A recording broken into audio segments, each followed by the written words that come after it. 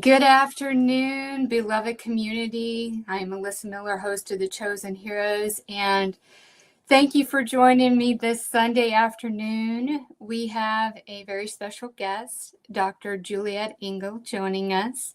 I wanted to first say that today marks the 52nd Sunday, 1 year of The Chosen Heroes podcast. And I give all of the credit to God for paving the path to form the podcast. And I just simply heeded the call. And I want to thank you, to all of those who tune in and like, share, and subscribe to the content. And special thanks to Sean and Targeted Justice and all the guests that have appeared this past year. My mission is to give all those that are targeted a voice, a compassionate ear, and a platform to share their experience. And I want to play a video that Sean put together. I don't know what I would do without him. So again, much acclimates to Sean. He put together this video as a thank you and reminder of what The Chosen Heroes is all about. Hi, everybody. Welcome to The Chosen Heroes. We are brave. That's why I decided on the name The Chosen Heroes, because we're hand-picked. Do you know how special and brave you are? Think of it. You've had every advanced technology and neural weapon used against you, and you are still breathing and standing here today, and that's for a reason. And you have a calling on your life, and you are appointed by God to be that message and that beacon of light in this world of darkness, because there are people that are brand new coming into this. And we as a community are going to rise up, and we are going to be that net that casts and reels them in, and know that they do not have to suffer alone in silence. They don't have to recoil and just give up their life and their well-being and give up their existence because this is happening to them. Because why? We are the light makers. We are that beacon shining out to them. Back in November 2024, the brave souls from Targeted Justice and the beautiful mind of Melissa Miller gave birth to a brand new podcast, The Chosen Heroes. We wanted to bring a podcast specifically for TIs, from those who recently discovered that they're being targeted, to those who've been dealing with this for years. We wanted to make a show that appeals to everyone. We are aware on how determined the world tries to silence you, so we wanted to create a platform for TIs to let their voice be heard. Every Sunday, we've introduced new strategies on navigating through the program. We've presented several healing techniques, kept you up to date with the latest news impacting our community, and brought on amazing guests from all different walks of life that were willing to share their experiences and advice. It has now been a full year. Congratulations. And we wanted to take our time in thanking you for keeping this show alive. Thank you. Thank you. And thank you so much. Rather, if you've shared this show with your friends, reposted our videos on your social media, or just simply tuning in live, you've contributed in making Chosen Heroes what it is today. We have no plans on stopping anytime soon. As long as you keep watching, we will keep producing excellent content. That will be good news for the targeted community. You know, this community is so important, and I love you all, and I will continue to pray for your breakthrough and to release you from these vicious programs and psychological warfare that's being done against you. And much love to you all, and looking forward to next week.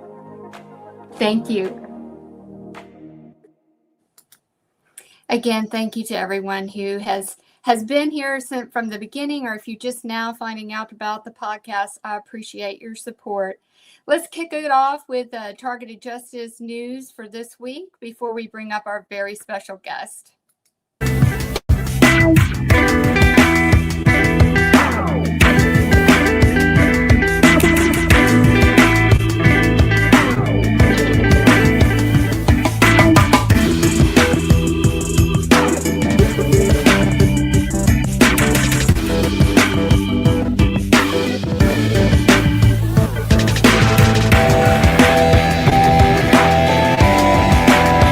After a 4-day cross-country drive through Louisiana, Alabama, Georgia, Tennessee, and Virginia, Anna and Richard made it to D.C. Anna has been looking for a safe and affordable place to operate from. No small feat in Washington, D.C. Her fundraising campaign to finance the DC mission is ongoing. Please note that, although she surpassed the goal for the first month's expenses, at Targeted Justice, we believe her deployment will last at least 6 months. Please consider becoming a paid subscriber to her newsletter, annatoledo.substack.com. This is just one of the ways you can support her mission for justice and freedom for all. The world woke up today to the news that Dick Cheney passed away. The monstrous criminal that directed the targeting program for more than 10 years from the heights of the Majestic 12 Committee can no longer serve the devil on this earth. This event can be construed as a sign of good things to come. Fellow advisory board member Dominic Halpin has recently released the incredible documentary Cognitive Liberty, Mind Control. This masterful, well-crafted film depicts the ongoing events of the targeted program, MKUltra, updates of targeted justice informing Congress, and interviews of targeted law-abiding citizens revealing their harassment. Special thanks to the brave individuals who participated in this film. You can watch Cognitive Liberty for free in its entirety on YouTube. We only ask that you share it with others to help spread the word. Attempting to explain to your loved ones that you're a targeted individual can be a challenging task. That is why Targeted Justice has taken upon themselves to compile an in-depth guide on how to accomplish this objective. Targeted Justice. We got you. Meet our team of officers in diverse areas that are helping Targeted Justice grow to meet the needs of the community. Jill Amack has done amazing work leading government relations. She has been promoted to our advisory board, where she will continue advising this effort, and also work on other projects as well. Betsy Sibernson is our new officer for government relations. Betsy has been assisting Jill in our efforts with government officials. This is a critical part of our mission in Washington, D.C. Public advocacy, journalism, and legal actions. Professor Javier Dadan is our country manager and ambassador in Argentina. Although he has been working in this role for some time, we wanted to make it official and recognize his efforts. Miguel has been instrumental in reaching out to Hispanic TI communities in the United States and Central America. He will be leading our efforts in Mexico as a country manager. We are also looking for country managers that can assist in specific areas.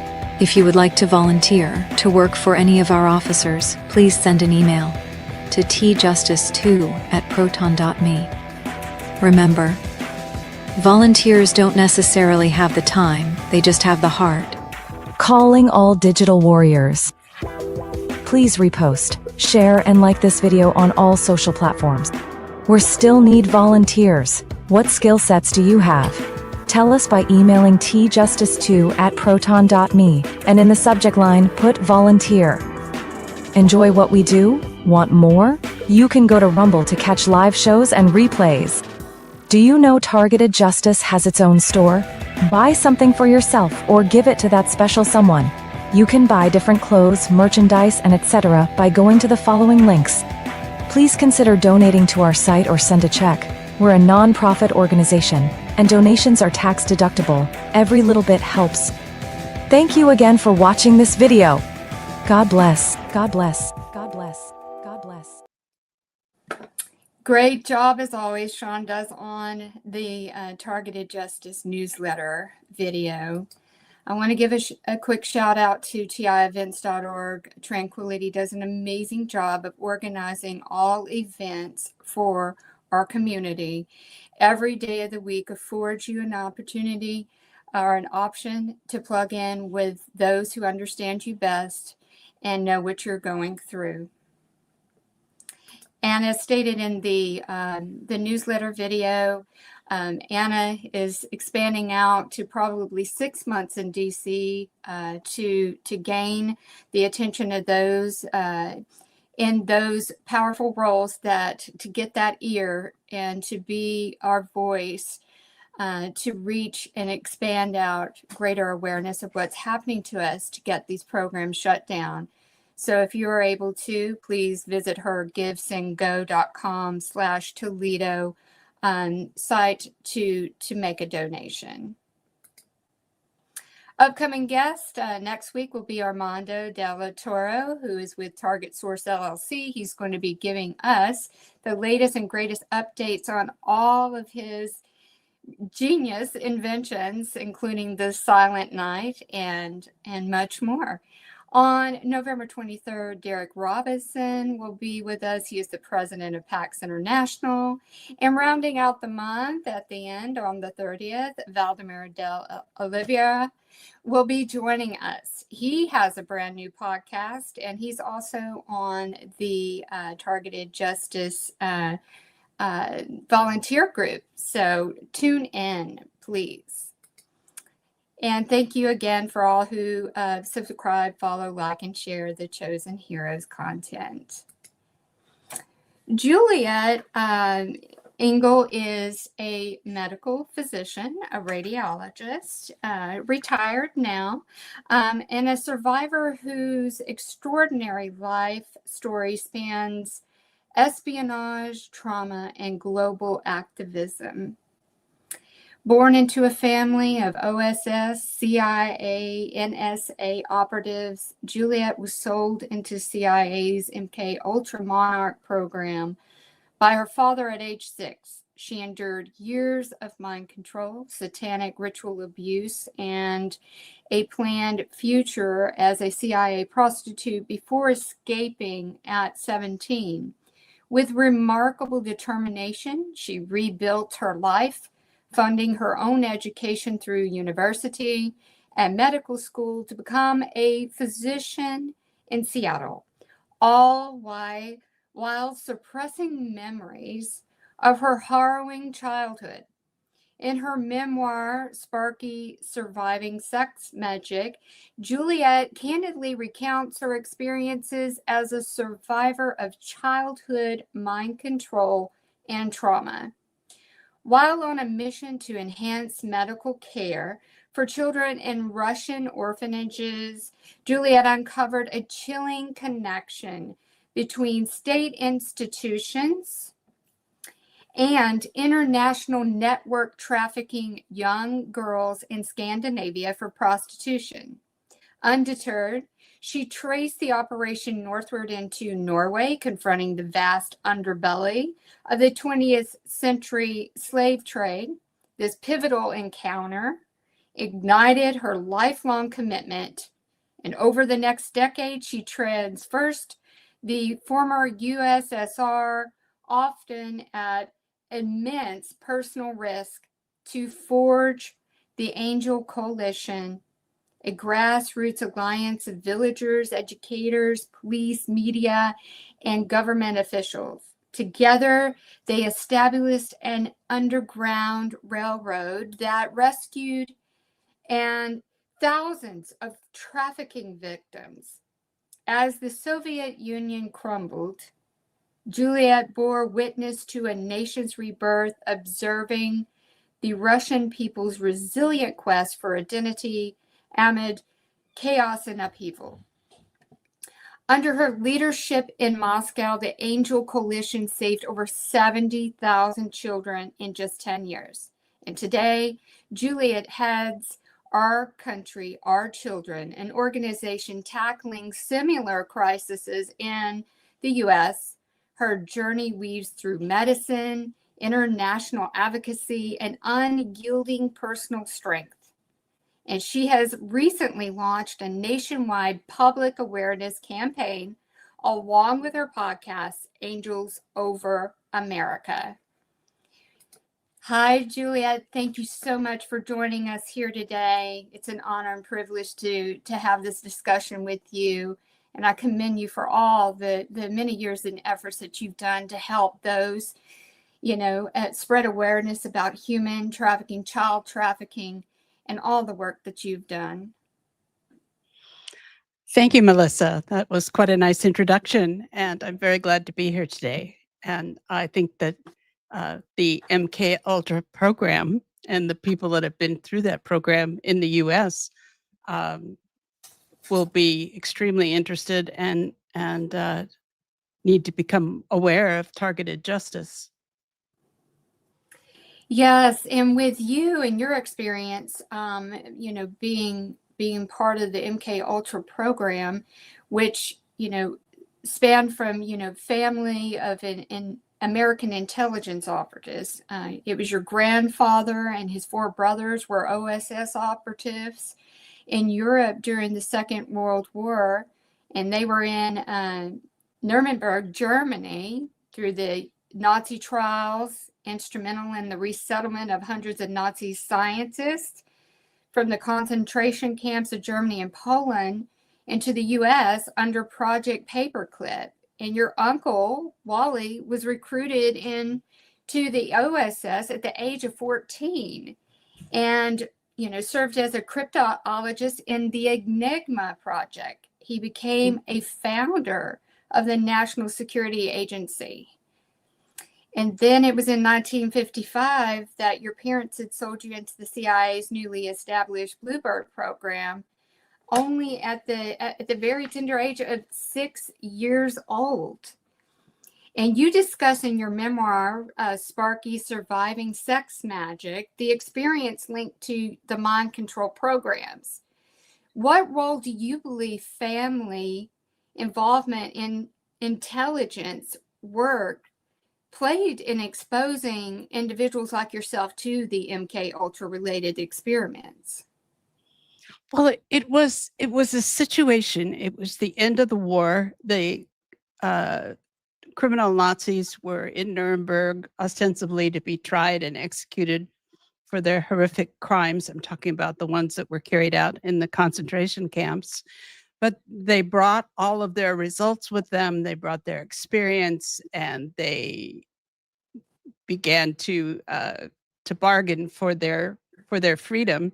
And I had 2 great uncles and 3 uncles there at Nuremberg, all prominent German secret speakers, all elite intelligence officers, as well as other people. So I would call that group the group of evil men who came together in Nuremberg, and the American intelligence officers realized that the Germans were bringing them basically 100 years of research into torture, abuse, satanic rituals, magic. The Germans had been collecting the mystical, magical spells and lore and theology from all over the world for close to 100 years. They'd even gone to Turkey and removed the temple of Pergamon, the altar of Jupiter, and taken it to Berlin. So they had collected, they had a huge collection of research and material, which they convinced the Americans was the secret to mind control, to being able to completely control the population and create a docile, easily manipulated slave class, which they had the world divided into goats and sheep. So they wanted the elites and their families to be the goats and everyone else is a sheep. So they were successful. The Germans convinced the Americans to take this material. So in 1947, the CIA was formed from the OSS.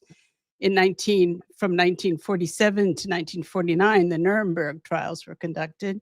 And then from 1948 to about 1952, Germans were transplanted and brought to Huntsville, Alabama, where they were relocated to a series of facilities, which the CIA then called CIA safe houses. So the CIA was brand new at the time. The elite groups who were negotiating with the Nazis, not only for the mind control programs, but for all kinds of scientific endeavors. I'm only focusing on, I think, about 2,000 of them that came for mind control. So by 1953, the MKUltra program was started by the Dulles brothers, Alan Dulles, who was head of the CIA, the newly formed CIA, and John Foster Dulles, who was the Secretary of State, and given unlimited funding and resources to facilities all over the United States. And then they went deep undercover, and until really the last year, completely denied that this program had ever existed, in spite of the fact that the people like my uncle put their own children into the program. So I grew up in the MKUltra program. Every step of it involved torture, electroshock, satanic ritual, everything to fragment my mind and to create amnesia so that I could never reveal anything about the program, and also a series of suicide programs. So every time you step into your own mind, you trigger a suicide program. So I lived with this. I really didn't get back into my memories until I wrote Sparky, which meant 50 years later. Mm-hmm. And but I'm now 76 years old, so because I went in the very beginning, I'm coming out sort of at the head of a bell curve. Very few survived mentally intact, and the death rate from being in the program and then the subsequent drug abuse and suicides estimated at probably only 1% survive intact. But you have people coming out the other side, and what we're finding is we're finding each other. So we're beginning to connect through the medium of the internet and podcasts and organizations like Targeted Justice. We're finding that we're actually all over the country, and not only that, we're all over the world. Right. And it's what we're discovering is that the program was the same, whether it was Montauk, the Montauk boys, or whether it was me in Southern California, or whether it was the group in South Africa, Australia, New Zealand, and we just met someone from Scotland who grew up in the MKUltra program. It was the same elements, the same design, the same goals, the same fracturing of the mind, and then targeting of the individual to create an army of Manchurian candidates. Basically, that's what I was destined for. Mm-hmm. And they kept it completely hidden. People that revealed it were persecuted, prosecuted. You lost your jobs, you lost your credibility. No one believed you. And you also then triggered suicide programs without any. If you went to a therapist and began to remember, a lot of people then committed suicide for inexplicable reasons. Mm-hmm. And the reason is that they were programmed as soon as they remembered to kill themselves. So people have suffered with this, not in the greater scale of time. It's really only been since 1953, but in our country. But that's 3 generations. So this has become ingrained in our culture, and the effects of having taken what they considered their best and their brightest and put them through torture, mind control, fragmentation, developing dissociative identity disorder, which I have, and you're seeing the results of that in the crazy way our country is just being torn apart and misguided and easily led by people that they are programmed to follow. I mean, it's dangerous and it's unfortunate. And the only thing I see that's positive about this is that in December of 2024, the CIA, through the National Security Archive, released the first batch of documents where they admit to it. So this has been 70 years of denying all of this, of calling everyone that claimed they were in a government torture program or mind control program crazy, and driving them out of work, getting them committed to medical programs, or eliminated entirely. So no relief, no help, no recognition of survivors until December of 2024, when this document came out. And this document is a collection of 1,200 documents. It's a portfolio with a 33-page explanation where they admit to everything. And for those watching, you can access these documents. As Julia stated, there's been 2 releases. The first one was in December of 2024. That is the first link that you see. This again, you can go to the National Security Archive, which is nsaarchive.gwu.edu. The full link is listed on the screen, but you can also search for National Security Archive and MKUltra program. Then in October of this year, they released even more documentation, which is the second hyperlink listed there. So when you do the search, you will be able to find all of these documents. Yes, can we open the document? It doesn't allow me to do the link from here, unfortunately. But if they navigate to the website, then they will have it here. This is more like a PDF. So, but I've gone through it, and it's quite extensive amount of information. Were there certain documents that really stood out to you that you want to talk about that are mentioned? Yeah, I'd like to be able to show the pictures.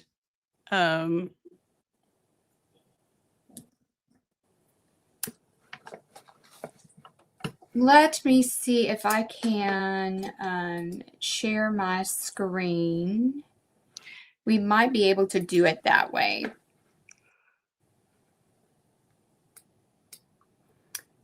All right, let me just tell me if you can see this as I pull it up. All right. Okay. Let's see. Are you able to see this screen, the website screen? Okay. Yes. All right. Can Let you- me expand it. Is that better? Yes. Could you scroll down? Sure. So this is the first picture is Sidney Gottlieb, who was the first director of the MKUltra program and continued to direct it for about 30 years. He was selected from the Technical Services Division of the OSS because they ran the bioweapons division. He was a leading experimenter on mRNA and was known as the chief poisoner of the CIA. So he worked with the Dulles brothers, and they developed a relationship with the Eli Lilly company to provide unlimited amounts of LSD for experimentation. And the documents in here show that they had LSD coming in by the tons. You know, you give it out by little drops on a blotter, but they were getting it in tonnage quantities. So that's the size and the scope of the experimentation that was going on. And can we go down a little farther? That's Richard Helms. This man, George Hunter White, was my controller, was the person that picked me up when I was 6 years old, and then was a major influence in my life in terms of abuse and handling and directing my programming for many years. The next man down is one of the worst of the torturers of children's programs. He developed a huge MKUltra program in Montreal, Canada, which is the building that you see just below him there at McGill University. And that was Cameron McEwen. So you can go down a little farther. This is Dr. Gerschichter at Georgetown University, and the CIA gave him an entire wing for Georgetown University Hospital. Actually gave the hospital the entire wing, but the deal was then the wing maintained one sealed off section that none of the other patients or doctors could get to. And they did that throughout the United States. So there were over 85 institutions that had what they called CIA safe houses with active MKUltra programs by the mid-70s. So you can imagine what it's like now. Even though they said they've discontinued it, they absolutely have not. Correct. And my childhood was I would spend half my time at home. I would have to spend half the school year in school, just enough to be legal. And then the rest of the time I was in institutions like this one, where I was undergoing the mind fragmentation, the abuse, and a great deal of energy work and going through portals and extrasensory, not just experimentation, but actually traveling interdimensionally. Mhm. Okay, can you down a little bit more? Are there any more pictures there? So each of these is a collection of documents, and it's an amazing collection to go through because they included things like the little notes that these beasts wrote to each other on napkins. And one of the files is about how they decided that they had to think about the future. Like, what if some of us survived? What if we then came back and sued them because our human rights had been violated under the Bill of Rights? So their solution was not to improve the program or save the children. It was to start importing foreign children for the very deliberate reason that they were not covered under the Bill of Rights and they couldn't grow up and sue. So, I mean, it's just every inch of this is just so beastly evil. So can we go to the next document? Because in October 30, this is a big collection. It will take you some time to go through, but it's really worth going through because it's an example of how the government creates plausible deniability and is able to target tens of thousands of people. If you add up how many people are living today who've come out the other side of the MKUltra program with all kinds of consequences from the program, there's probably about 300,000 of us in the United States who are still alive and millions who died in the program. So you're looking at something the size of the Holocaust.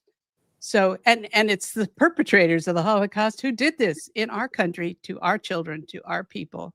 And one of the big consequences of this is if you go through the mind control program and you cooperate and you give them your free will, which is what they're after all the time. At any time you can go through a ceremony and surrender your free will. Then you become one of the chosen. If you're a singer, you're promoted to the top. If you're it doesn't matter if you have talent. If you're a writer, you get published. All of these. You get the bling, you get the rewards, but you're a malleable piece of clay in the hands of the handlers. And if you don't, then you're locked out. So you're locked out of government. You're locked out of running for office. You're locked out of the top awards. I'm trying to find the one for the October because I need to be able to at least paste that link and I can't get to it at the moment.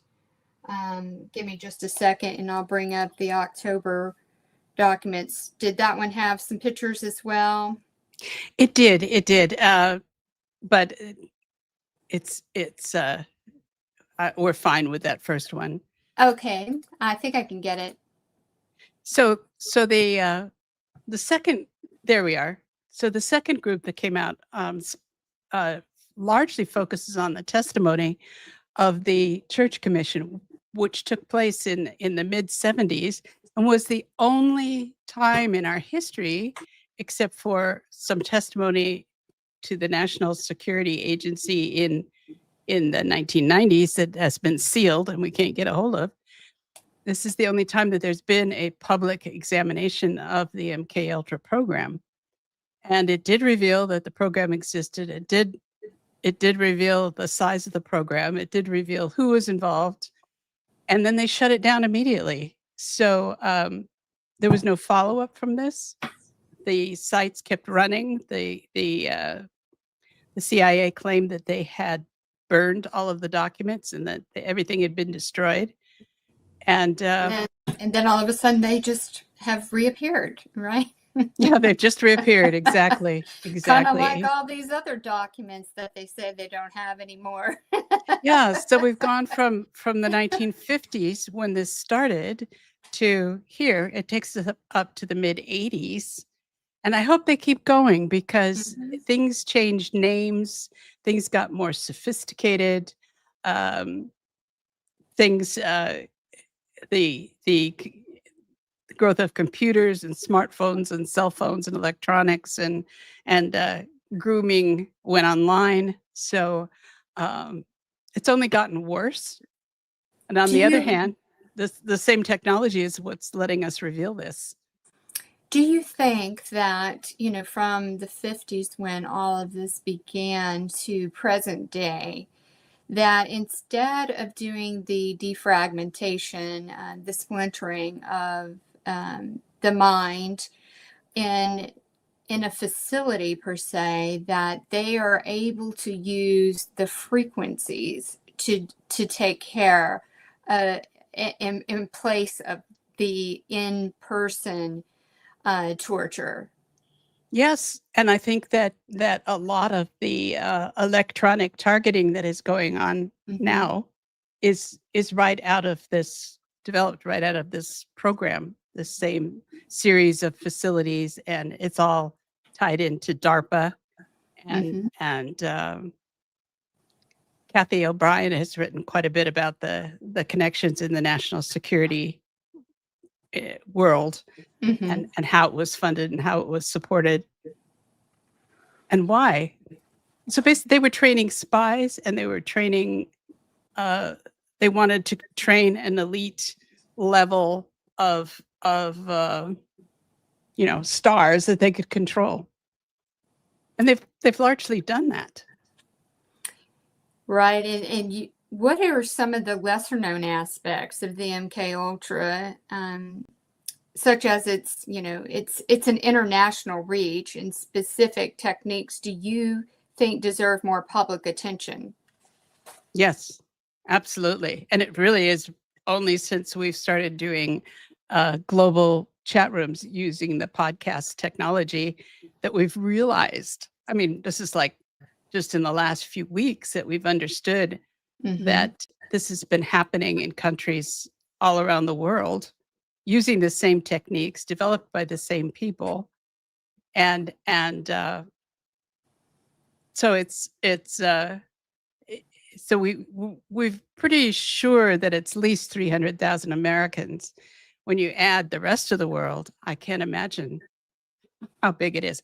Also, I know it was happening in Russia while I was there. Actually, I wrote a book. My book, Moscow Traffic, talks a lot about is really about the rise of the Russian mafia and how it came out of the children's prisons and concentration camps, which were a result of the Nazis' scientists being brought to Russia after the war. So I was writing about all this without really even remembering at that time that I was a victim of that. But I was actually one of the first ones in the program because of my uncle. And my family's connections to all these are easily documented. So do you think that children that are in families that their parents, or they have a lineage of being operatives from other family members before the parents, that it's just something that is done by selecting a child to go into these programs? And what would you think that the reasoning would be that a parent would be okay with giving their child over for this type of programming? Do they feel like that is something special to have a child put through this in terms of what they do in their operative role? I don't have a hard time, because I suffered through this, giving any altruistic motives to anyone in my family for doing this to me. In doing my genealogy, which I did, because I did everything I could to try and explain how this happened to me, why this happened to me, who my family are, who they were, where they came from. Well, it was quite an illustrious family when I mapped it all out, and very high level of inbreeding. So the family only married within the family. So they were royal lines, and they married other royal lines, and then cousins married cousins, and on it came down the line, and found out by going back 3 generations that it wasn't unusual for parents to give a child to another family who wasn't related to them, who then raised that child as their own. And I only know that because of ancestry and cousins who were in that circumstance, who were given away and grew up in unrelated families, turn out related. They're my first cousins. So we're trying to figure this out. But it does seem to be something that went back quite a long ways. And I used to, one of my biggest blocks in beginning to recover memory is my horrible guilt about the fact that I lived through this. I mean, at least twice a year, I was involved in rituals that involved child sacrifice, and I saw many, many children die. And I would be abused. I would be sexually abused. I would be horrifically damaged. I'd come out of it with blood dripping out my nose and big black eyes, but I wasn't dead, you know. Mhm. So I never that was the hardest thing for me to give up. It's like, why did I live through this and they didn't? And why couldn't I save them? And I think then for the rest of my life, I went through life trying to save them. So Right. my work in Russia, Mhm. I helped organize the railroad that saved thousands of children, Mhm. but I couldn't save the ones who'd already died. So it's complicated. I think they were training us. They thought they had the key through this Nazi research and all this magic that had come to them through all these documents, 100 years of German research into magic spells, magic objects, that taught them to travel transdimensionally, and they were training me and others to travel through interdimensionally, through time and space. And there were ceremonies like in a beach in Mexico. They would take, I remember, they took 30 kids down to Mexico, and we ran around for 2 weeks in our underpants. And every night there would be a ceremony, and we would be required to face the ocean and open portals, go transdimensionally, and bring beings back with us. A lot of children died. Most of the children died in those rituals. But I didn't die, and I wound up with my hair was so matted and full of dirt and salt that it had to be shaved off. But that I think that's as close as I am to understanding why they were doing this to us. We were supposed to be time travelers, space travelers, interdimensional travelers. Mhm. I spent my whole life trying to do the opposite of everything they ever wanted me to do. So it was a matter of constant opposition. You definitely embodied taking that horrific experiences and turning it into such a beautiful purpose to help save so many children with the Angel Coalition. And so you've given immensely back. It's just I'm at a loss of words at your resilience and triumph over the horrific things that you were subjected to.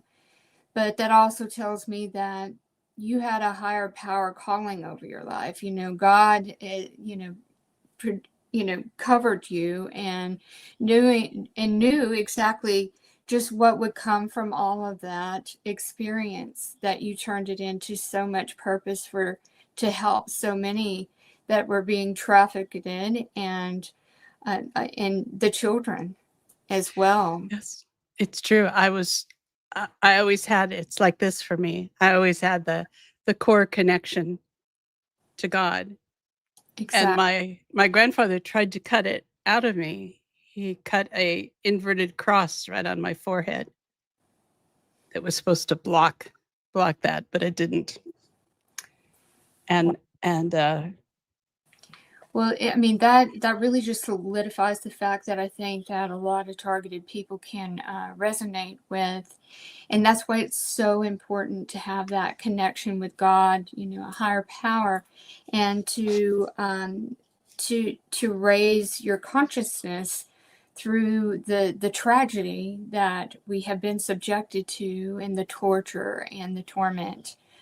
To me, it just kind of presents that fork in the road. Either you're going to gravitate toward that connection with God, and taking the experiences and the tragedy and the torture, and transforming that into activism, and just that tenacity to move forward. Or, like you said, like many who it was just too overwhelming, and it was just too much, and they exit, they self-suicide. It seems like that has been going on, and that has been like a very prime goal in this whole program, to sequester the truth and to keep it silent, by encouraging and triggering emotionally within people who have suffered such torment and torture to self-suicide, or be discredited by people not believing what they are saying in truth. yes, and I do want to put out a warning to everyone that reads these documents, is that if you see yourself in there, if you start realizing that you have big gaps in your memory, I mean, lots of people start thinking, well, gee, I don't remember anything before the age of 12. Well, there's a reason for that. You've got a blockage there for a reason. And when you begin to unblock, which you can, then you're going to hit the suicide program. So be ready for that, and understand that you don't need to get all the memories all at once. They don't need to overwhelm you. Pick at them a little bit at a time, and understand that the suicide urge that you get is programmed into you. Someone put it there. It's not yours. Don't listen to it. I dealt with this all the time, and I still run into the suicide programs, which are so draining, and so people, be aware. And you need to, if you're going to go to a therapist, make sure the therapist understands that you're unraveling an MKUltra program, and make sure they have the documents so that they can look at that and understand that, yeah, this happened to people, and the person who might look perfectly normal to them is at risk for suicide, because they might trigger a kill switch in themselves. And so we can't let that happen.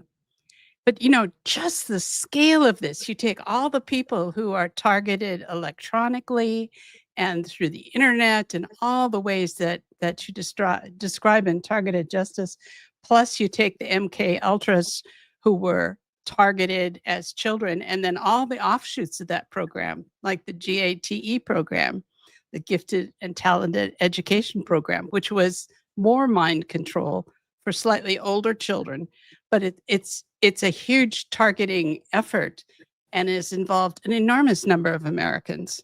So, and people around the world. So, we need to confront the size of this thing.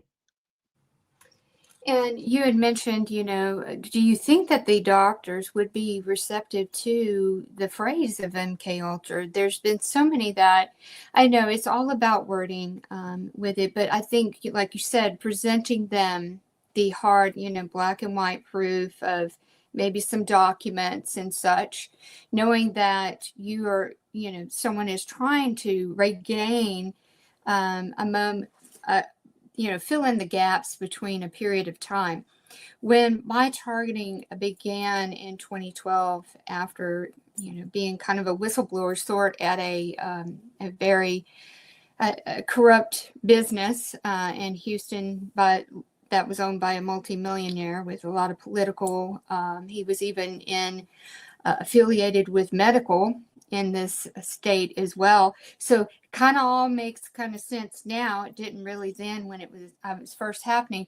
But in the very beginning, I did have time loss for several days in a row. I lost an hour. I'd literally wake up and blink and it would be an hour later. So that I knew that was that. Now I can reflect back, being 13 years into this, that there was something going on there with that they were connecting into me. And I have had an attempt to drug me. I had the Rufinol. I recognized someone that was affiliated with that company. And when I got to a place and then came back, unbeknownst to me, a friend of mine left, my beverage unattended, and something was put in there, and down on the floor I went, and here comes two off-duty retired officers. This millionaire was affiliated with Houston Police Foundation Board. So again, all of these things, it just expands out. It could be a private business, somebody who's affluent. It could be related to just so many different things. There's so many facets to it. But something that you said earlier is it really kind of resonated with me about the separation of the goats and the sheep, right? And how society in general, the population is viewed by the elite as at their disposal. And disposable. And there is no consciousness or reflection of, or the value of a life in that level of elitism. Like you said, it's about preserving like royal bloodlines and all of these.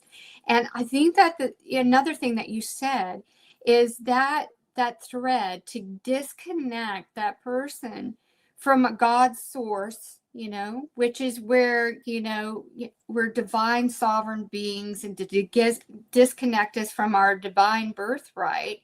That's why all of this ritual and satanic is, because the kryptonite to that is that connection with God's source. Yes, it's the human soul.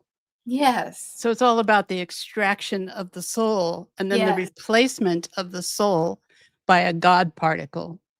CERN, all of CERN, the Large Hadron Collider, one of their major projects is to create a God particle. So they want to become gods. And the MKUltra survivors who become the super soldiers, become the super spies, become the super prostitutes, are all meant to serve them. And the ones who've kept their souls have to be kept away. So, but the power is in the human soul. Mm-hmm. The power of connection, one person to another, is through your soul. And that can't be taken from you. You would have to give that. So, we're learning. The survivors are really. I'm 76. I'm one of the first to pop out the other end, but there are thousands behind me who are going to be. I think the program wears off in your 60s and 70s, and if you live long enough, there are a lot of us out there, and who still have their souls intact, mm-hmm. and we'll join the fight to free our minds and to get our country back into some kind of logical, God-loving order.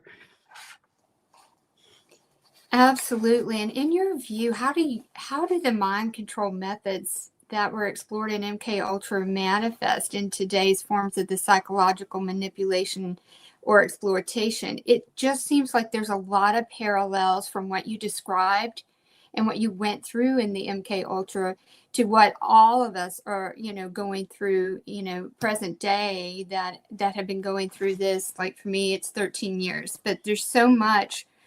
It seems like the psychological manipulation is a key component because of the trauma induced and the emotional triggers in the splintering and, the numb out of disassociating due to the repetitive, cycles of trauma and torture and physical, the physical and the mental abuse. What recommendations do you have or advice to those who have gone through the MK Ultra program and similar torture programs, and in terms of paving a way for their healing? Well, that's that's a library full of books on that right there, because there were so many different programs. And I'm not a therapist, but it's important for therapists and survivors to work together to create the programs to help people. And the government is going to be a blockage every step of the way. And there's another interesting report that just came out, which is the 2025 Trafficking in Persons report, which is published by the State Department every year. And it's the basis for all the funding and programs throughout the United States on human trafficking. And the whole purpose of the TRIP report is to rate every single country as to who has a trafficking problem, who's really evil trafficking problem, and who's pretty good. Well, of course, they rate the United States as the top, the best, no program. All the programs are effective. The hotline that doesn't work at all is working just great. Mm-hmm. Police are trained. Rescues are taking place. Victims are taken care of. None of which is true. And in 2003, when the Trafficking in Persons Office was started at the State Department, I was one of their very first grantees. So, and for 10 years, I had grants from the Trafficking in Persons Office to partially fund my work in Russia.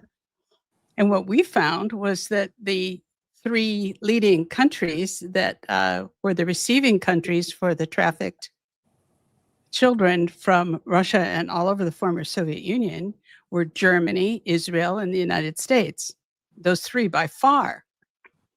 So here I was, their grantee, showing that their report was false, and coming back and presenting the information to them about who was trafficking, where they were trafficking. We had flights. We knew what cities they were going into. We knew what organizations. We had names of corrupt cops. We had all of that. They weren't interested at all. So it all fell on deaf ears. And my organization, Miramed, wound up being defunded, actually then funneled through the International Organization of Migration, where there was some funny business going on there. But so anyway, it was we were punished for telling the truth, and they're lying. They're lying about the country. They're lying about what's being done. They know. I mean, if their own grantees are coming back and reporting to them, their findings, then, and they choose to ignore them as if we don't exist, even though they're funding us. I was actually their largest grantee. Wow. And yeah. Just don't touch that subject of what you were, Yeah, just don't tell the truth. Yeah, exactly. Just look the other way. That's what we, experience when we're, trying to speak up, when we're seeing things that harm other people. When you were in Russia and you were trying to improve the maternal care because of what you witnessed, at a birth house, right? And you had seen that if a woman gave birth to a child, like I remember reading about there was a redheaded child that was left unattended, and you had inquired why was that child there, and that it was because the child had red hair and was being like forfeited because that was not acceptable, or desirable. And then you found that, children who were rejected in this way were then put into, you know, institution, right? Or and neglected to the point of, starvation. Do you want to talk about that as well? Of just, and a lot of this is where you found that they were being then put into programs like the child trafficking and even organ harvesting, right? It wasn't until later that we discovered the organ harvesting was not in Russia. That was actually in Ukraine. Okay. But they were being trafficked from the orphanages as soon as they reached puberty. So in my book Angels Over Moscow, I go into detail about how I started working in one of the birth centers in Moscow, and we discovered that children were being about a third of children were being abandoned at birth, and they had pretty advanced ways of talking women into giving up their children. And then the children would go into these baby houses and into these intermediate houses and then be trafficked into international sex trafficking rings where very often they were used and then killed. So, organ trafficking could have happened once they were across borders. Mm-hmm. But it was a horrific situation. And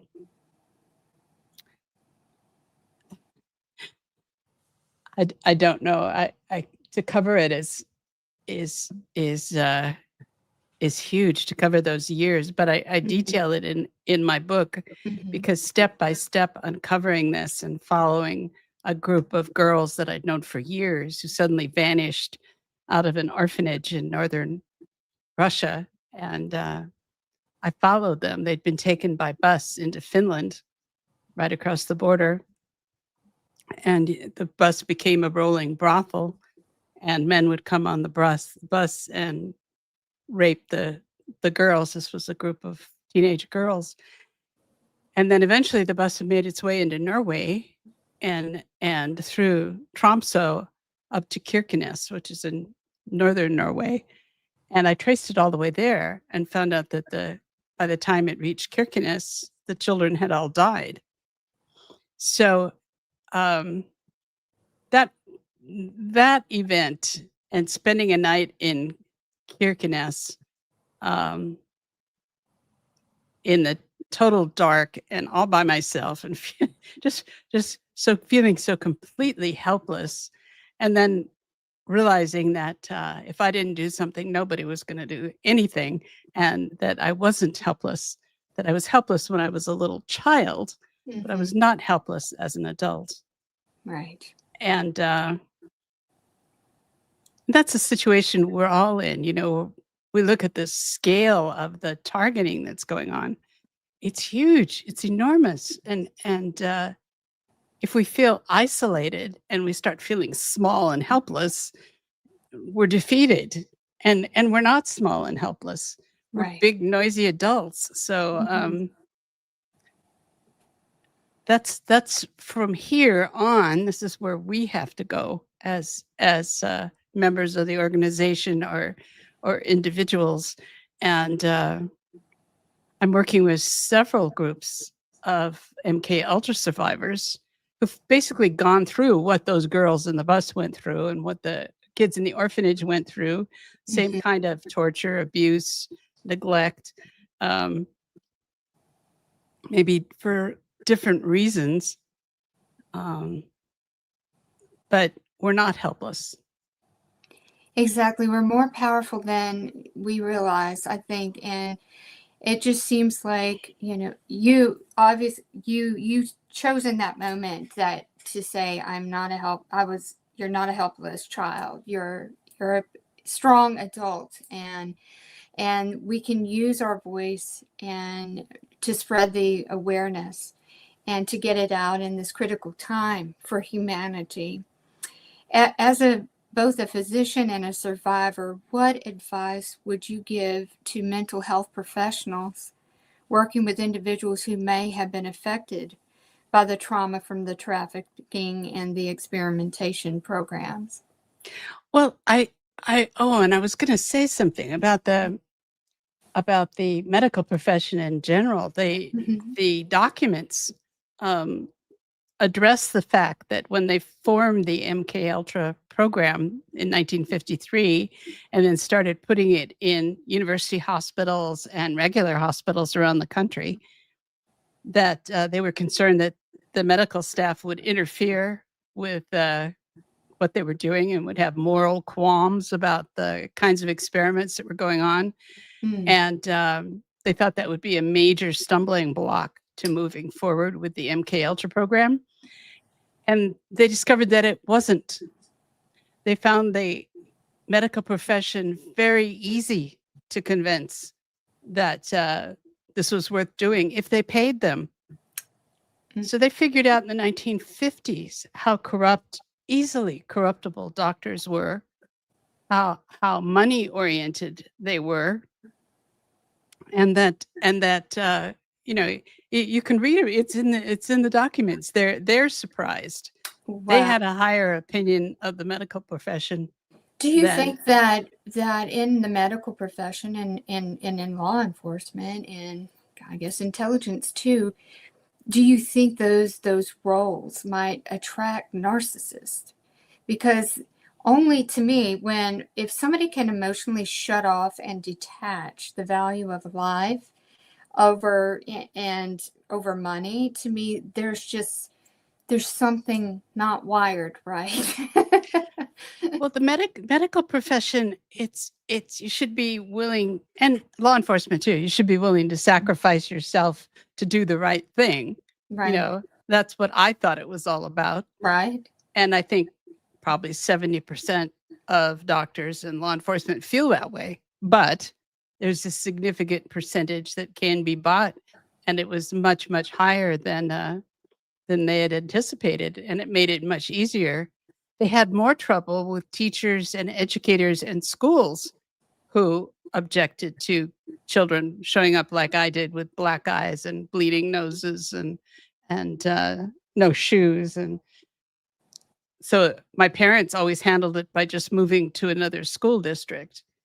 And but that's changed too. That they accept, and also it's much less crude now because the grooming and the mind control can be done through smartphones and computers and over the internet, whereas having to do it completely in person.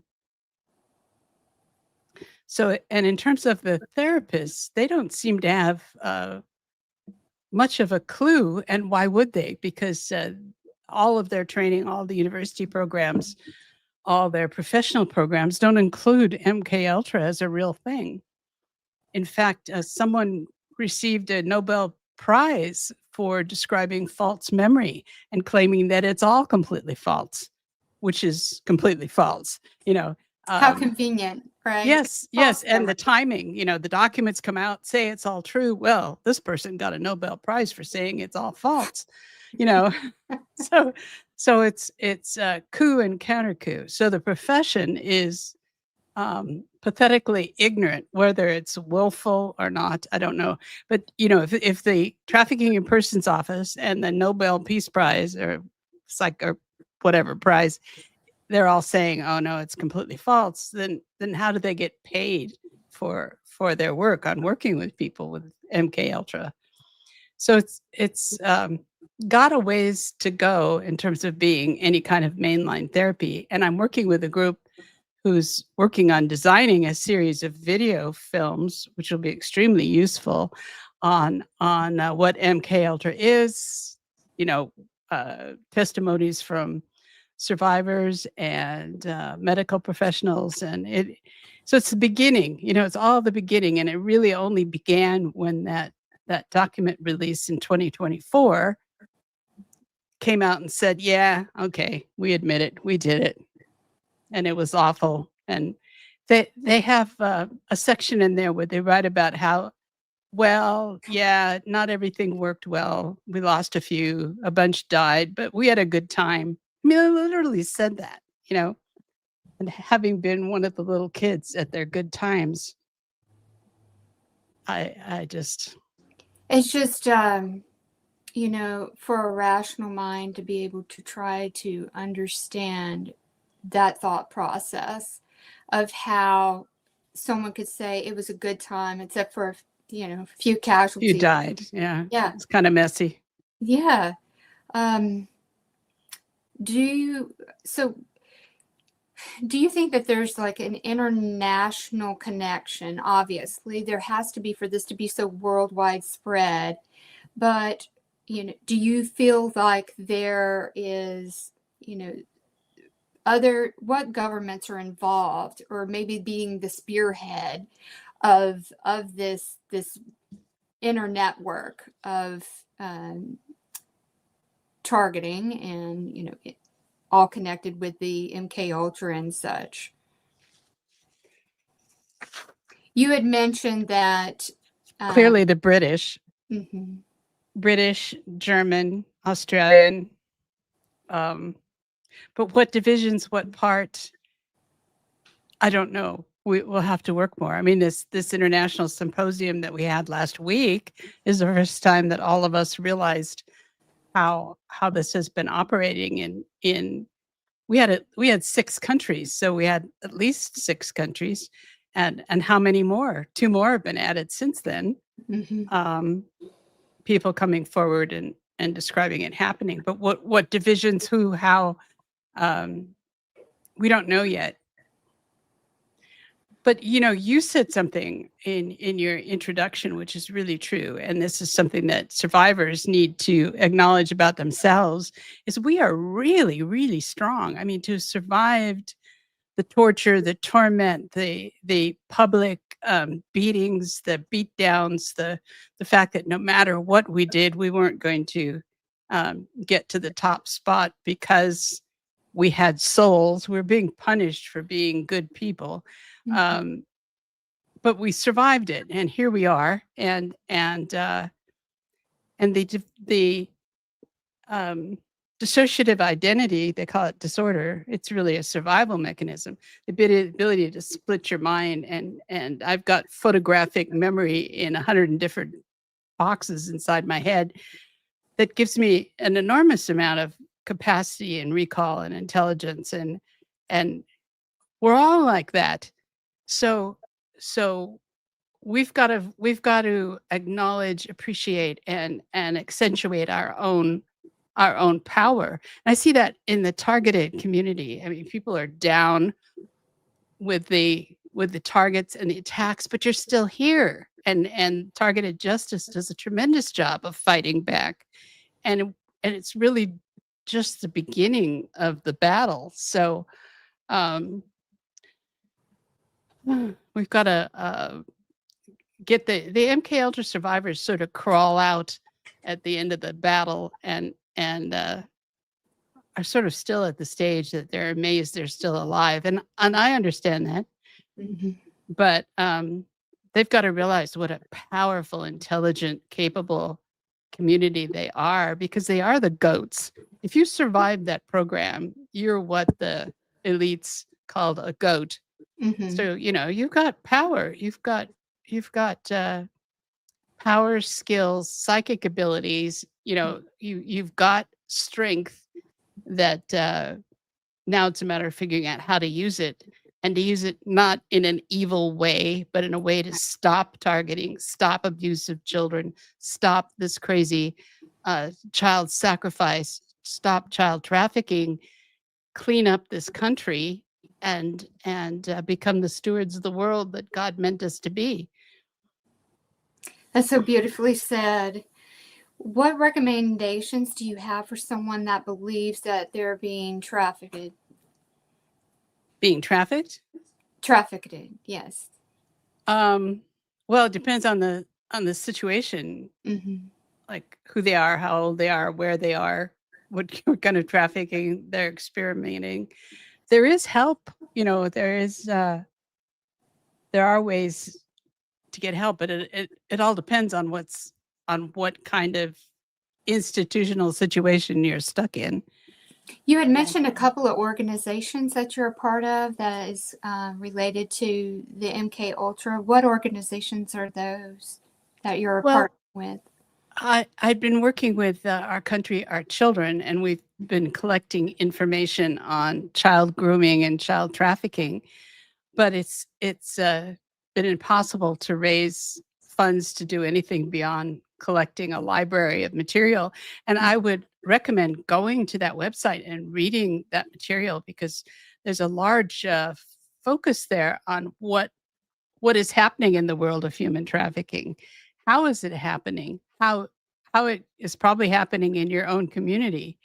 There's a lot of steps that need to be done before we are efficient at fighting it. But definitely go to the Our Country, Our Children website and read the articles. Also, several of my videos are there, and there's reference material from other people's websites. And it's nowhere near enough. It's just a beginning, but people need to begin. You need to begin somewhere. We need to begin to be smarter. We need to stop being influenced by I hope after this latest pandemic fiasco that people realize that you shouldn't just automatically do what the government tells you to do. It's I the don't time know. to question everything. Yes, definitely. To Yes. definitely disconnect from mainstream. Do your own research. Go to the more underground sources of information. And again, that well is tainted too. But once you start to see and do your own research, then you can read between the lines of where the truth exists. Certainly, your own truth, your own personal truth, and what you have been subjected to as a person being targeted. But this is where we use our powerful voice to be that squeaky wheel, that we're not going anywhere. We're going to continue to raise awareness on this, because it's all connected. Like you said, this is, so many people, including myself at times, I raffle with this, is like, how could something so evil continue to persist? Well, since the beginning of time, it seems there's just been that, the powers that be, and again, I think most of this is connected to elitists and the government is in, just kind of a mechanism that these elites do use. They use them to involve with all that. They all get paid well for doing this and looking the other way and experimenting and perfecting warcraft, which is mind related. It's just so interconnected with all of the stuff that is going on with children, the pedophilia, all of these levels of different torture that is being done against humanity. And I think that we're heading into a point where something's got to give. This iceberg is continuously revealing itself every day, of how these tentacles are so deep and have been going on for so long, but they have similarities. It's all about power, control, greed, and viewing a life as invaluable and a commodity and expendable and open to experimentation. What do you think, in your opinion, is it going to take to completely shut down the targeting programs? I think that huge steps forward are being made, not by funding programs that are all shut down by the Trafficking in Persons report and the repression that is exerted throughout the country by the CIA, but the very fact that all this stuff is visible now. It's a different world than in the 1950s, when they could actually have plausible deniability. They could hide away responsibility, and you could never get a hold of any documents or information, or you were isolated and much more helpless during that period of time. And now it's all out there. If you dig and work, you'll find it, and you can communicate with other people who are involved in the fight. So it's a matter of using the same tools they used against us to fight them. In other words, they've used media, they've used entertainment, they've used all these tools to like convince the population that the world is one way. But we have the same access, and like your work, what you're doing, and what Targeted Justice is doing, putting out films and educational films, and you just keep doing that. You just keep putting out the information and putting out the information, because in this world where it gets dispersed throughout the internet, we never know who's seeing it. We don't know who is listening or who is, or what age they are. And as a 76-year-old, I tend to discount people under the age of 30 as like kids. What do they know? They're just kids. No, they're the future. So it's extremely important. So I am personally just going to keep talking about what I know, what I've seen, what I've experienced. I don't have the solutions. I'm too old probably to come up or to see these solutions activated to the end. If I was 50 years old, I would go out and demand a site, a facility, an abandoned building be reconstructed by a state, and give me the materials to start a deprogramming program. Now, this is something that can be done and needs to be done. So it's just that I'm coming to my sell-by date at 76, so I'm not going to be the one to do it. But I will just keep broadcasting everything I know out there, and rely on God to get it to the people who need to hear it, because we need to change our direction, or we're just going to turn into techno-fascists and destroy the planet, because we're on the way to it. So this needs to stop. I really do think it is, a much needed revolution going on right now. And, people are being made aware of what they've been led to believe has not been truth. I think it is a very pivotal time for us to use our greatest gift, which is our voice, our hands to type it out and send a message, and to forward out that information.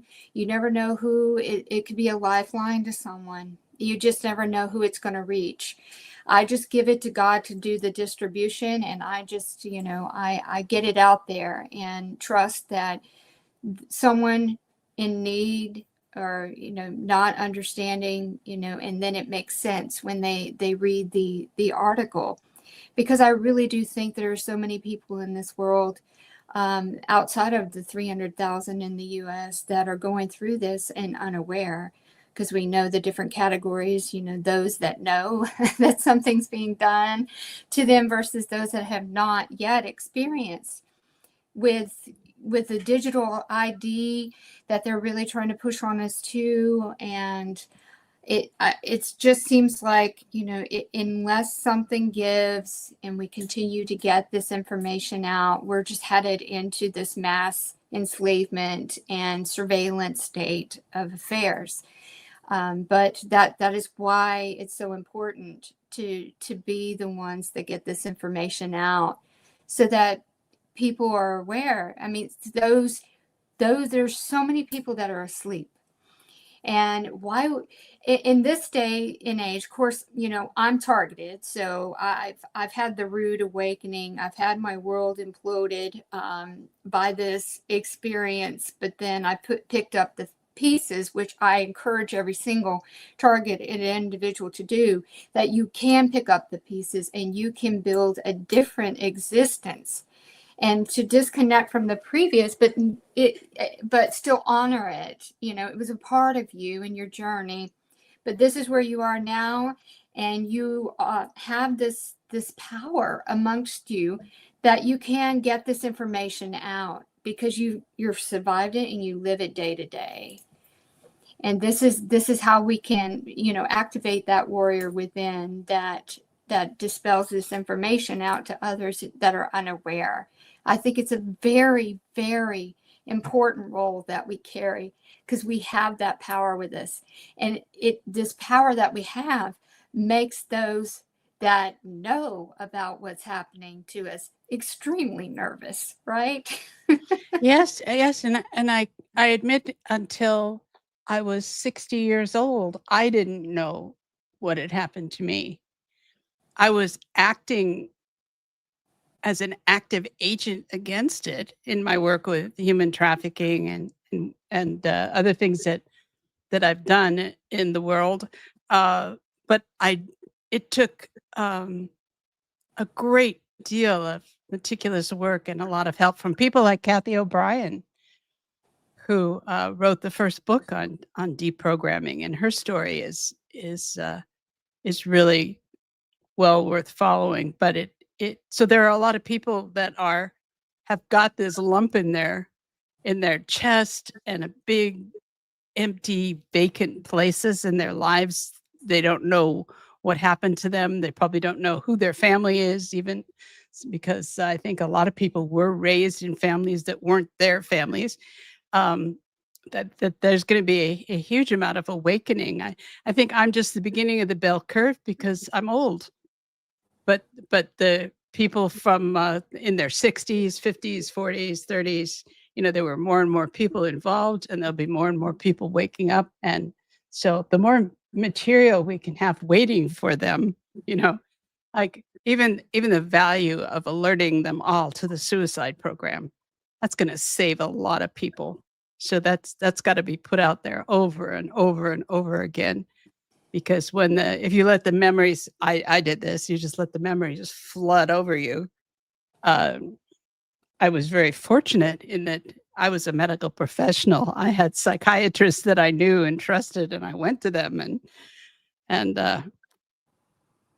if you don't have that and you're not supported, then you're very much at risk. So, but you're not if you know. So. I mean, what you said, and I'm really grateful that you brought it up, that the way that the program, the MKUltra, was structured was if you began to remember, then it activated that kill program, that suicide program within the person. And I think that can be very applicable to the targeting community today that has been going through this as well.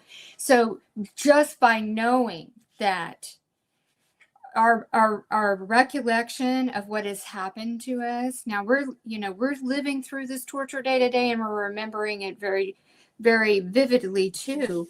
And in any kind of trauma-induced incident, in violence, there can be, like, the mind wants to, deactivate that and push it away, but we're still perpetually every single day going through this 24/7 torture. So it's still very active to us. But who is to say, all right, let's say if it ended tomorrow, and then, because the memories are so overwhelming. And I do agree with you that doing that level of therapeutic work, immersing yourself into healing modalities and giving that safe space for your for what's happened to you, and being that observer and doing the soul work and raising frequency and consciousness and all of these things, because that it engulfed me into all these studies of psychology, that was very therapeutic to me too. I did try to talk to someone once, but again, those that you go to talk to what's happening to you, they don't receive it because they don't know about it. And they want to think that you're mentally unstable, want to put you on some drugs and all of that. But we have to find that one that we can speak to and really have, a therapeutic kind of moment. Yeah, that's really, really a good point. Is it we should not be put on drugs.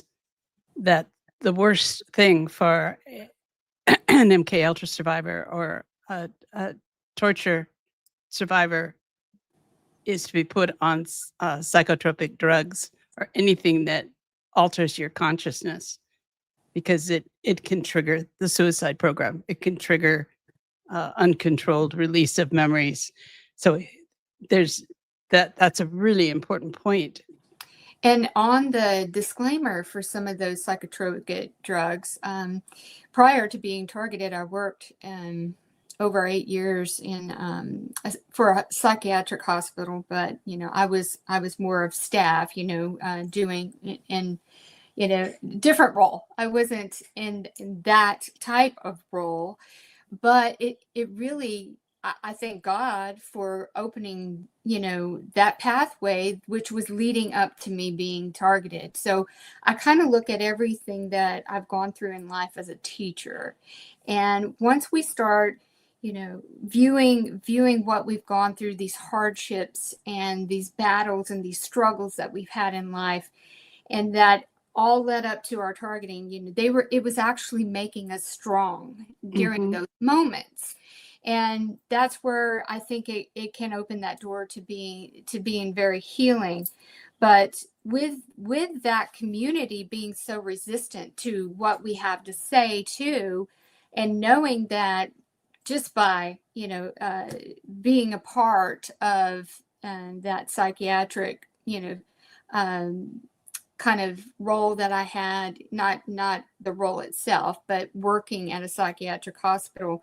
If you look at the disclaimers on the psychotropic drugs, it says that it can cause depression and have feelings of suicide. So you have to be very cognizant of what you decide to take. It's your free will choice, what you want to take and such, but also be aware. Because I can understand, like what you just said, it can easily trigger that suicide program with somebody who has had such a traumatic and torturous experience. Exactly. Yes. And if you have the sense that you've got a lot of hidden stuff in there, that means it's pushing on the barriers to begin with, and the psychotropic drugs can just release it. And you don't want that to happen.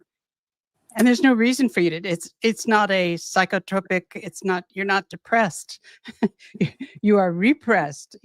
So it's a matter of slowly extracting the trauma and dealing with it. And the other thing to accept is that it takes a long time, and torture and ritual abuse are body memories, especially if you're a child and you're being sexually and physically abused. Those are body memories. So when the memory comes back, it's your body that remembers, and you relive the symptoms, you relive the pain, you relive the terror. It's in your body. You cannot intellectualize it. You can't go through psychoanalysis and left brain it away.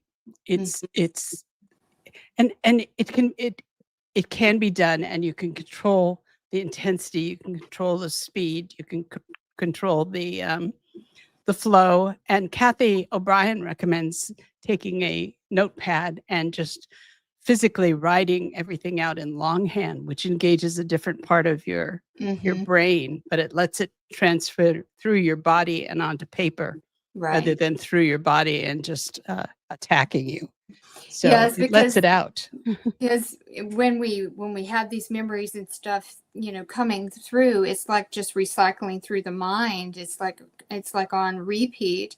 So journaling, like you said, is really important and therapeutic to, it's a release. I think grounding techniques and breath work, breathing through where, okay, you feel like this engulfed, emotional trigger is coming upon you, and just, centering yourself and realizing, okay, feeling the chair supporting, feeling your body, and knowing that you are safe in that moment. And for some of us, that's hard because we're getting bombarded with frequencies, that these microwaves, and the pain is so intense. But it's all about trying to find the ways where you can find comfort for yourself and experiment with different type of either energy healing modalities or techniques, breath work, all of these things that are very therapeutic, drawing, art. You've got to be able to find things that, bring you comfort, especially when from one day to another, you don't know what you're going to receive. Yes. I And it wanted, is, go ahead. I'm sorry. Go ahead. I was just going to agree with you. I wanted to make sure for those that joined in later that Dr. Engel, she has 3 books. She's got Sparky, Surviving the Surviving Sex Magick. And that is your personal memoir of, being part of the MKUltra program. She also has the Angels Over Moscow and Moscow Traffic. You can learn more about her books at JulietteEngel.com. I have it up on the screen. And that you just it must feel good to also, if and therapeutic too, to get all of this information publicized. And that in itself, to just was, when you wrote Sparky, was that very healing for you too? And Oh, then yes. Yes. and it also is like, wow, look at all that I have gone through, and I am still standing. Yeah, that took me into Angels Over Moscow. Mm-hmm. Yes, all of that. And I put the books in the slide section. Can you put that up? Yes. There we go. There we are. Yes. There's the 3 books. Yes. So Sparky is Surviving Sex Magick. Sex Magick was the program I was in, and I wrote it from my perspective as a child. So, which is very different than being an adult looking down at what happened to me. So I relived it and wrote it. And Angels Over Moscow is my 20 years living and working in Russia with orphanages, birth houses, and running the Underground Railroad. That was a difficult and really exciting time in my life. And I came back to the US in 2010 and then began going through my ancestry and trying to put together the rest of my life. And Moscow Traffic is really, it's sort of the Russian Godfather, because I lived through the breakup of the former Soviet Union, and I knew the people that later became the Russian mafia and the Russian government. And so I was very familiar with how all these pieces fit together. So I wrote it as a historical novel. But if you read that, you'll learn a lot about Russia, about how it really is, and who the people are, and who the godfathers are.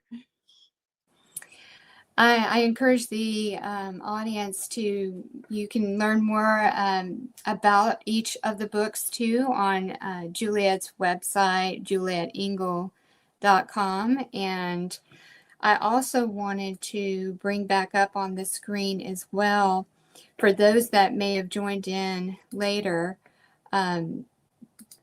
all of the documentation that has been released at the end of 2024 and October of this year from the National Security Archive.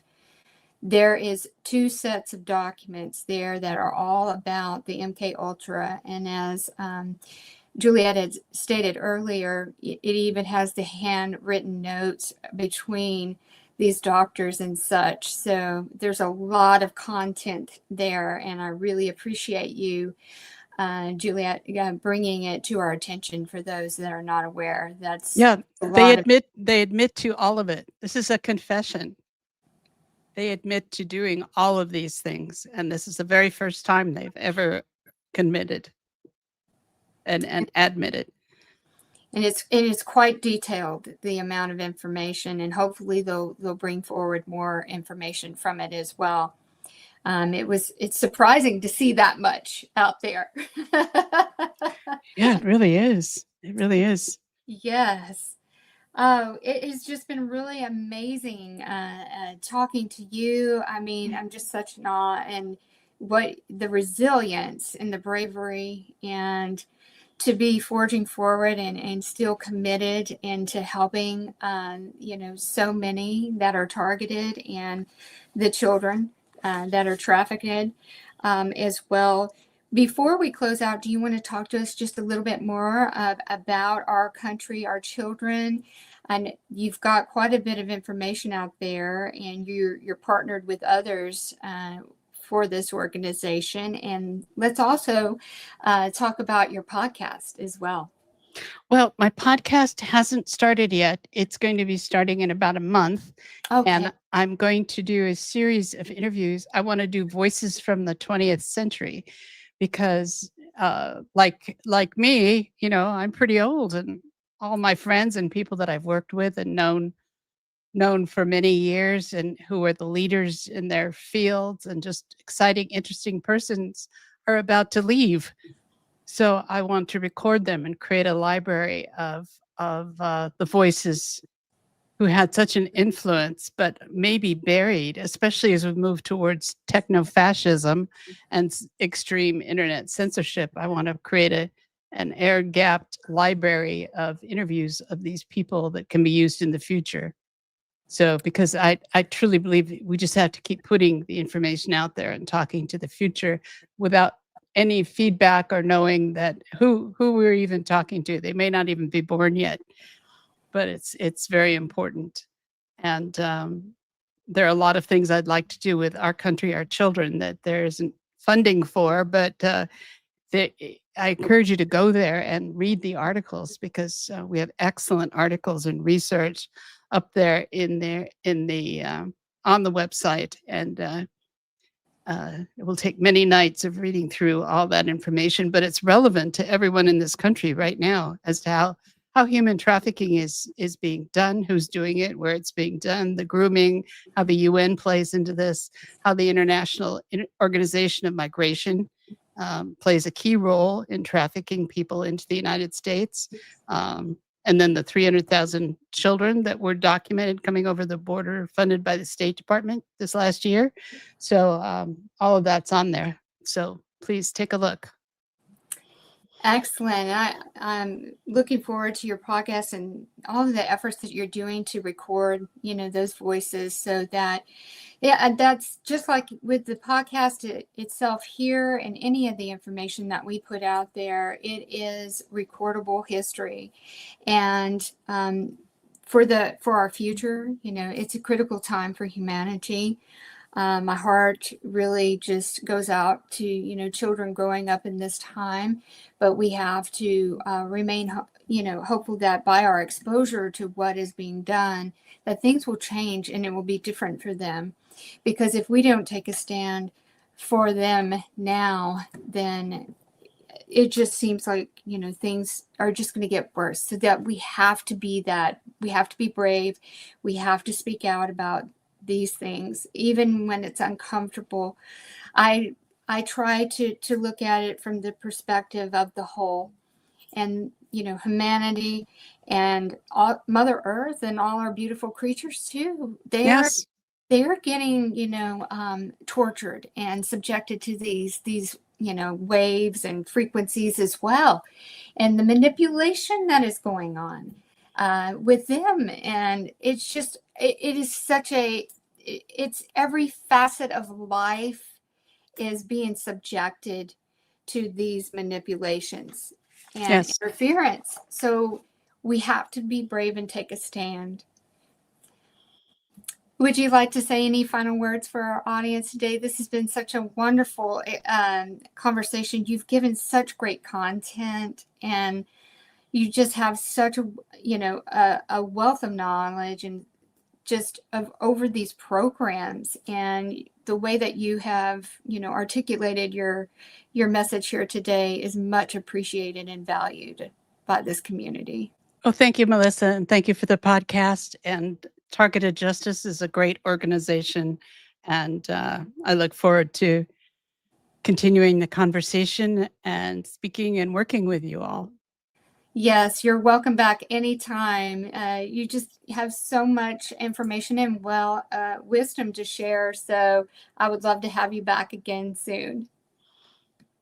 Maybe we can have a reappearance after you've had your podcast going for a while, and we could talk about that. No, that sounds great.